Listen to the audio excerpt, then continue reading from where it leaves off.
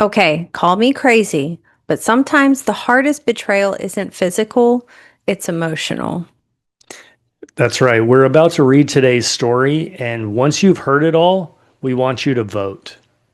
Yes, after the story, use the poll in the community tab to vote and tell us in the comments, was this emotional cheating or just innocent support? And before you decide, listen all the way through because the details in this story matter. All right, Katie, let's get into it. Okay. So this was about 10 years ago, but she said it would be nice to hear what others have to say about the situation. My husband and I at the time have been married for about 1 year. We were living at my mom's because we needed help. My son was 2 and I was pregnant with our second. Oh, That's been there. rough. Yeah, Yeah, been that's, there. you've been there? Yeah. I lived Really? with my parents when my daughter was very young. He was working at Domino's as a delivery driver. He worked regular hours, nothing too crazy. I started noticing little changes with him here and there, like him taking pictures of his food or smoothies that we would make. And she put in parentheses, like he's never done that before, ever. Okay. Not super weird, I guess, Right. but him worrying about his appearance more. Well, that's always a flag. Again, something he's never really cared for too much. Him wanting to work more and stay later and go in earlier to quote, help out. Mind you, we have a 2-year-old son, and I was also pregnant. Yeah. So So, there's responsibilities at the house that right. maybe he's getting away from. Okay. Yeah. And just initially reading that, when you say, anytime I hear worrying about appearance more and wanting to go into work early or stay late, that's my brain's automatically like, Hmm. he started distancing himself, saying stuff like, you're being mean. All you do is complain. I hate being at the apartment because your mom. All your mom does is complain. That's tough living with in laws, yeah. Yeah. So we would argue a lot about stuff like that or little stuff in general. One night, I got up because I heard him playing games in the living room, Call of Duty on the PlayStation. As soon as I came out of the room, I noticed he put his phone flat down next to him. Yeah. Yeah. Red flag. Okay. I look at him and ask him what he's doing on his phone. He says, nothing. I was just checking the time. I'm playing games. His phone notification goes off. I said, let me see your phone. He says, no, it's nothing. Anytime someone asks, can I see your phone? And you say, no, it's nothing, it's something. I It's swear, nine times it's out of 10, something. it's Right. something. Yeah. It's like they panic. I didn't know it's nothing. Mhm. Okay. I walk over and he picks up his phone, trying to hurry up and delete something. I grab his phone and his phone goes off again. He starts panicking, saying, give me my phone. I told him to back the fuck up before I cause a scene. I look at his phone and a girl, Jasmine, was texting him saying, I just had a lava cake. These are good. Next message said, I've been dealing a lot with my mom and I don't know what to do. Okay. Well, it's good it wasn't like, No context, but yeah, go ahead. titty pic or something. Right. I looked at him and said, who the fuck is this? He says, my manager from work. I said, why the fuck is she talking about lava cakes and her mom for? Yeah. He said, I don't know. She just said that. I said, bullshit. No woman is just going to say these two things out of nowhere. He kept saying, I don't know. I don't know. She put in parentheses, there's no other text messages from her in his phone. Right. So clearly he's deleted stuff. Yes. It's not just, Random. there wasn't a, or at least so far, she didn't say there wasn't a, oh, sorry, wrong, Wrong numbers. wrong Yeah. person. Oh, so she still has his phone apparently. So I decided to text, why? She continued to go on about her mom being this and that, and I look at him and ask why the fuck she's confiding in him about this shit. And I got more I don't knows from him. I then text her, who the fuck is this? Right. And why the fuck are you confiding to my husband for? She texts back, I'm so sorry, consider this number deleted. And that was it. Okay. I asked him, what the fuck is this about? He continued with the I don't knows. I broke his phone. Oh, Oh, wow. well, got a little violent there. A little bit of outrage. Yeah.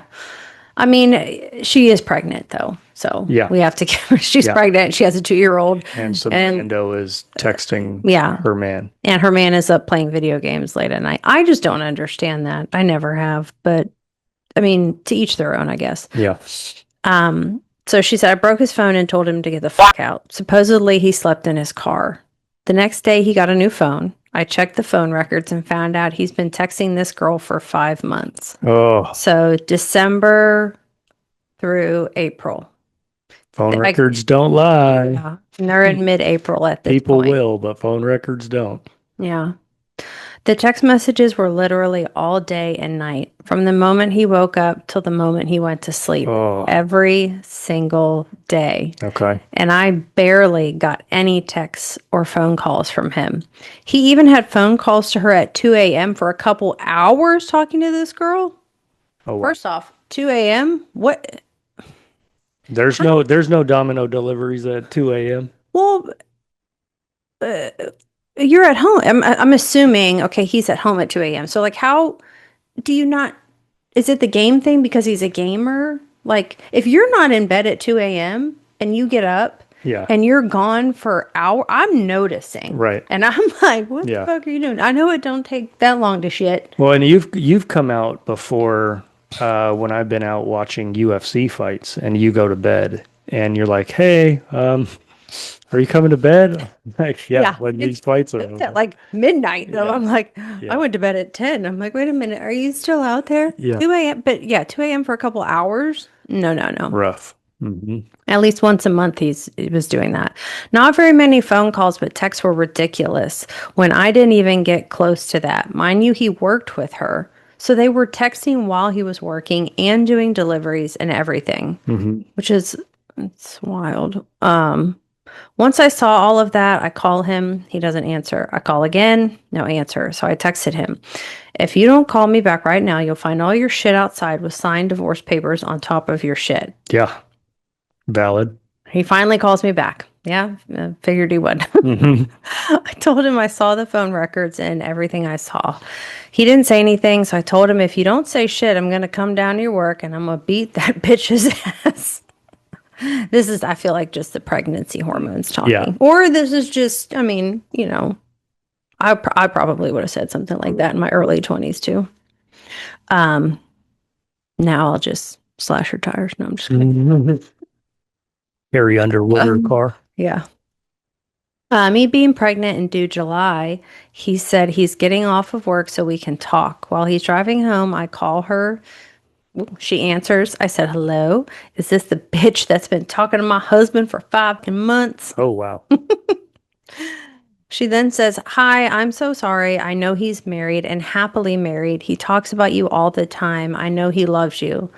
I cut her off and say, then why are you talking to my husband every single minute of every single day for months? She said, I'm sorry. I've just been needing advice and he's super sweet to listen to. I've been having man problems and problems with my mom. I have no friends to talk to, and he's just been super sweet to listen. First off, you don't need to be talking to somebody else's husband about your man problems. And if you don't have any other girlfriends to talk to, I don't know, you know, Confide in somebody else. TikTok it or Facebook. something. I don't know. I don't think TikTok was around 10 years ago, but like, I'm not going to go confide in a married man especially when I'm having man problems. Yeah, that's just opening a door to. Yeah, puts off a whole vibe that. And she said he's super sweet twice. I'd be like, you've said that he's super sweet twice. Say it again. Right. Say it again. Right. I said, bitch, you know he's fucking married and I'm pregnant and you're over here talking to my husband every single minute of every single day. You don't see the problem here? Then she says, I'm so sorry. I never meant to cause anything. It really was nothing. Consider this number deleted and I will never contact him again, and hangs up. Which okay, this is your manager. So how can she say, consider this number deleted, I'll never contact him again, if that's his boss? You work together, yeah. So she kind of sounds like she's panicking. The manager. Jasmine. Yeah. Yeah. My husband gets home and he says, I was just helping her with her problems. She has no friends and I've just been helping her. I said, so you can go and help and talk to this bitch 24/7, but can't talk to your wife and help me with my problems. You just ignore me all day, sleep and work, and talk to that bitch every chance you get. But fuck me and our son. He says, I know, I'm sorry, but it was nothing like that. She just needed someone to talk to. I told him to get his shit and get the fuck out. He starts crying, saying me and his son are the only priorities, and he knows he fucked up and he won't do it again, and he swore it was nothing more than what he said. I still told him to get the fuck out. Right. He leaves for a couple days. Within that time, he kept saying he'll do anything for us and he wants to be with me and all this stuff. I told him, okay, quit your job and I want to move out of state. Oh, It's abrupt, but yeah, go ahead. wasn't expecting that. He said, okay, and we did that the next week. Wow. Wait, he quit and he moved within the next week, or? Yeah, that's what it sounds like. They picked up and moved within a week of. I thought they only did that in movies. Because it's real life. You know, they were just here yesterday and all their stuff is gone. When you were living with in-laws too, how do you do that? I don't know. Okay, whatever, irrelevant. So long story, I forgave him, but I swear there's more to that story that I'm not getting. To this day, he swears nothing happened or was going to happen, and that he was just talking to her because she was nice, and all I did was nag and complain, and it was his way of escaping me because I wasn't nice to him. So my first question was going to be, are you guys still together? But clearly it sounds like you are. Yeah. They've moved on and moved past it, which good for them if they can. They maybe, she doesn't sound like maybe she's moved past it. Like she still says to this day she feels like something happened, but he says nothing did. So she's still, I mean, you can still get past it, but still hold on to a little bit of, questions. Yep. But I would be willing to bet that she's probably not like. She's not over it. The trauma is still there. And that doesn't necessarily go away. No, the trauma, first of all, the trauma that she's describing, the feeling that she's describing, that I know there's more that I don't know. That feeling that doesn't just come out of nowhere. No, and women have really good intuition. It does. You guys do. And a lot of times when you have a gut feeling, a lot of times your gut is right. Yeah. And it's really hard sometimes when nothing physical happens, right? Because it's almost like it's easier to understand and to get upset and like make a decision if it's physical. But nothing physical, when nothing physical happens, it doesn't mean that nothing happened at all. Like emotional cheating is just as bad, if not worse in some cases, than physical cheating. But it's easier when it's physical for you to be like, you know what? I'm out of here. Yeah. Yeah, emotional cheating is just that. I mean, you are having feelings for somebody else while you're married, and you have another kid and another kid on. You have a kid now and another kid on the way. So that emotional attachment can mean more than a physical attachment. Yeah. Well, so let's break this down. What's going on here? Okay. Definitely, I think this is emotional cheating. If you're texting all day and night and having phone calls, but your wife can't get a couple texts, and like you work with this person, Yeah. You can't just escape. Yeah. That's and it's emotional cheating, in my opinion. It's emotional cheating, and emotional cheating isn't about sex. It's about intimacy, secrecy. Feeling something with someone else that's not your partner. Yeah. They're trying to fill a void that you're not getting. And it's putting that person, the side piece, we'll call it, as a priority over your spouse. He gave another woman his emotional energy, his attention and availability. while he was basically withdrawing from his currently pregnant wife. Yeah. And that again goes to that emotional cheating part of it. And secrecy is the line. If it That you're was crossing. that, yeah, secrecy is the line that you're crossing. It's not the physical or sexual side of it. If it was innocent, it wouldn't have been hidden. It wouldn't have been oh, this is nothing. Who is that? Mhm. No one. Yeah. If It, it's nothing and it's innocent, you wouldn't have any there's no phones face down, right? There's right. no panic, there's no deleting messages, there's no secrecy, there's no late night calls, there's no all day texting like that. Yeah. That would not fly. That's playing that secret game, and it's a red flag to me with us. I always keep my phone face up, and I expect you to do the same. It's not because we're hiding something, but because when you put your phone face down, to me, that's a sign that you're hiding something. I think it's a pretty universal sign of potential infidelity or something is amiss, right? Yeah. There's If that's not your normal, if you're not normally one to put your face down, phone face down, yeah, if you're not one to normally put your face down. Yeah. it's just it poses a red flag Hmm. if it's all of a sudden. Like our daughters put their phones face down, and that's their normal. And I think that's a generation thing too, though. I I think think that so too. generation's a bunch of shady little shits, and so they all just, got something to hide. I don't know. But also the she needed me excuse, like she needed someone to talk to. She doesn't have any friends. Well, that is her problem, buddy. That That is is a not your problem to solve.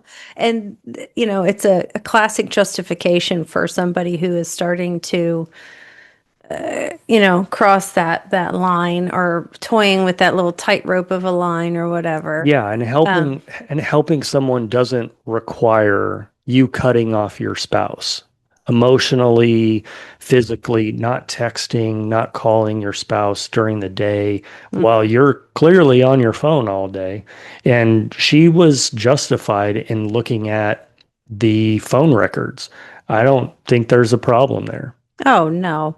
And married men don't become a single woman's primary emotional support system. They Like can't. that was wrong on her part, especially not at 2 a.m.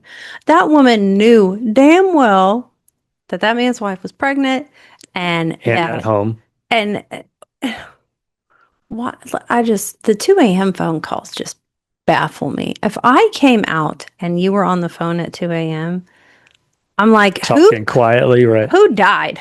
Yeah. Somebody better Yeah. have. Yeah. And you better have been waking me up real shortly hereafter. Hmm. And if you're like, oh, I gotta go. No, no, Right. no, no, no. And part of it, of his explanation, was the blame shifting, right? Where he automatically turned it into she was the reason that he was doing this. You nagged me, so I was texting her. That really is an escape. It's an escape, and him shifting that blame to justify his action. Yeah, And I think that part matters. the blaming you, his wife, for his behavior is not it's not accountability. He's not holding himself accountable. He's 100%. just trying to justify his actions and blaming his behavior or blaming you, the wife, for his behavior is not taking accountability. It's not holding yourself responsible. It's just being defensive and trying to justify your actions. Hmm. And if that's how you really felt, where you were feeling emotionally distant from your wife because you felt like she was nagging, complaining, there's a lot of stuff going on. I get it. You've got a 2-year-old, you got a baby on the way, you got a mother-in-law there. Stressful. Stressful, but that's where communication is important. You should have been going to your wife and talking to her and saying things to her. Instead, you let another woman confide in you and make you feel special, and you didn't say shit. Right. And then used this as justification later Yeah. to try to say, well, this is why I did it. And I mean, 100% right. Marital problems can't and won't justify emotional affairs. And an emotional affair, again, like we said, can be just as inexcusable as the physical affair. Yeah. And I think why it still doesn't sit right years later for her too is maybe she doesn't feel like there was a full truth, you know? And when you feel like when there's no full truth, your nervous system doesn't get closure, it doesn't get to relax. And you're always going to sit there and wonder and Mhm. kind of start replaying things. And after 10 years now, I'm sure some of those details are foggy. And, you know, you're probably never going to get the full truth if you did not already. Yeah. It the details matter, and him not answering her questions is a big problem, which leaves her with the lingering doubt. And it isn't you being dramatic, it's your intuition. It's saying something was never fully repaired. I didn't get the answers that I needed. Hmm. So that's why the trauma for you is still there. Well, and there may not be trauma there, but there may still be unresolved issues that Yes. could be coming up in other areas of your relationship that you don't realize. And so if that is the case, then to make sure you guys fully repair your Mhm. relationship, you should bring it up. Sometimes you have to bring up things multiple times. I don't think that you have a problem, you discuss it one time, especially something big like cheating, whether it's physical or emotional. If you decide, hey, we're going to stick this out, we're going to make it work, sometimes you have to rehash that and talk about that a couple of times. It's just part of the healing process. Yeah. And the person who, you know, did the bad deed has to be understanding that it's you hurt this person, you broke their trust. This is how they're healing, and this is how, you know, you have to be accepting of that. Now, the other person can't use it as a weapon against you if you're both going to make it work. It has to be, you know, both of you deciding it. You can't hold it over his head forever and Right. justify shitty behavior on your end for it. But Right. if you don't feel like it was fully repaired and you didn't get questions answered, it's okay to keep talking about it Ask until again. you feel, Mhm. yeah. Yeah, as many times as you need, as Hmm. many times as you feel like you get the answers that you need. Yeah. All right. So the verdict. What's our verdict? The verdict is in. So here's our verdict. You're not crazy. No, you're not crazy. This was emotional cheating and a major breach of trust. And whether or not it became physical doesn't change the impact of the situation.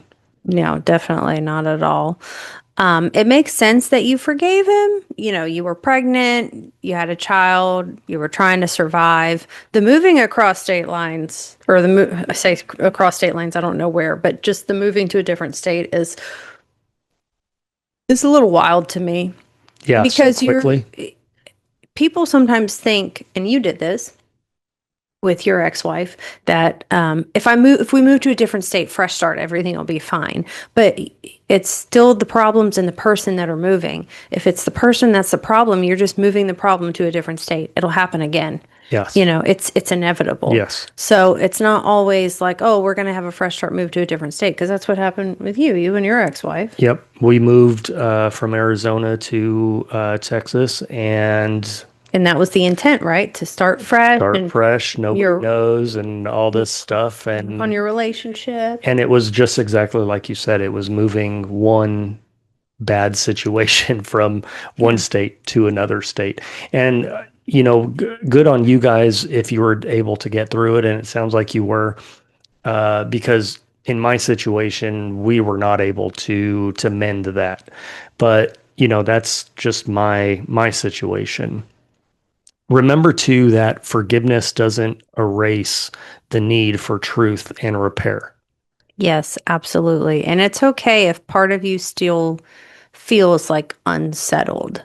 Mhm. Especially if you didn't get the closure that you really needed. Yep. Um, I think that's, I would be curious, like follow-up question, like how many states did you go, like across country, or was it like, hey, we're in North Carolina, we're gonna go to South Carolina? Like, I don't know. I'm just curious, like how. yeah, that's Um, Valid question. I don't know that the number of states matters, but if you're moving away from your in-laws where you had support for your Unless she took children, them with her.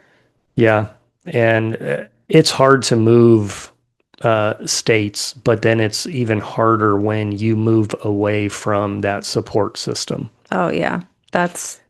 We both know what that's like, Yep, it's tough, and it puts a whole different level of stress and strain with especially when you have kids. with babies. I mean, they're very needy and that is a tough situation. So now that you've heard the full story, Go vote.